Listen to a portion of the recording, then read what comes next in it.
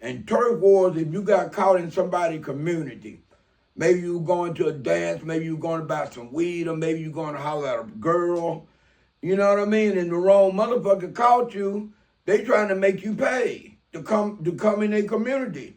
And then if you don't want to fucking pay, then they'll jump on you, right? And the first time I had a knife pulled on me, I was 12 years old. Motherfucker see me, I see him walking across the junior college campus. So I ain't even trying to run, right?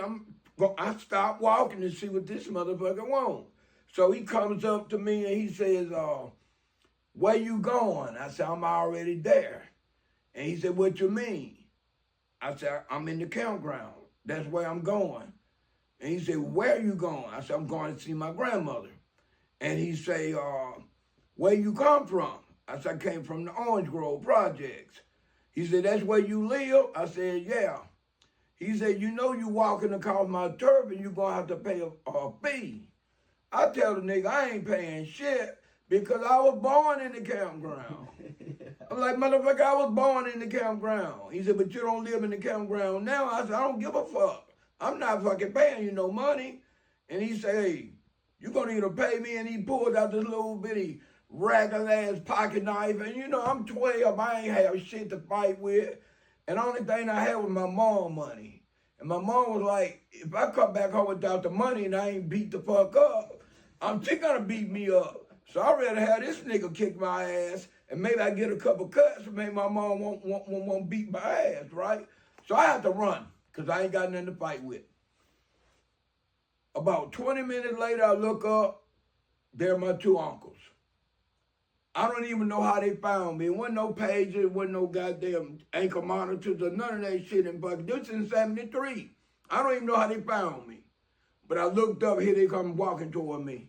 And they say, Buddy told us to come look for you because you should have been over to the house about 30, 40 minutes ago. And they asked me what happened. I tell them about the dude pulled a pocket knife on me because he wanted me to pay him to come through the campground. And then my uncle said, did you pay him? I said, if I'd have paid him, I'd have been over to the house 40 minutes ago. I said, I'm about to give my mom money. And he bust out laughing. He said, man, you want to go look for that nigga? You know how he look? I said, I know how he look.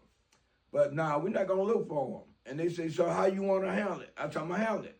They say, how? I said, I don't know, but I'm going to handle it. My mom started giving me a goddamn allowance about a week later. And that's when I said I want to be an OG. I went up to the corner drugstore. I had been in the drugstore before buying stuff for my mom. He had a revolving knife rack. You spin it, right? I walk over there. I don't even know if this man gonna let me buy the knife. I'm spinning it, and I see all these pocket knives. I said, I don't want no pocket knife. I kept spinning, and I saw a Tarzan Dutch knife about this long, came with a holster.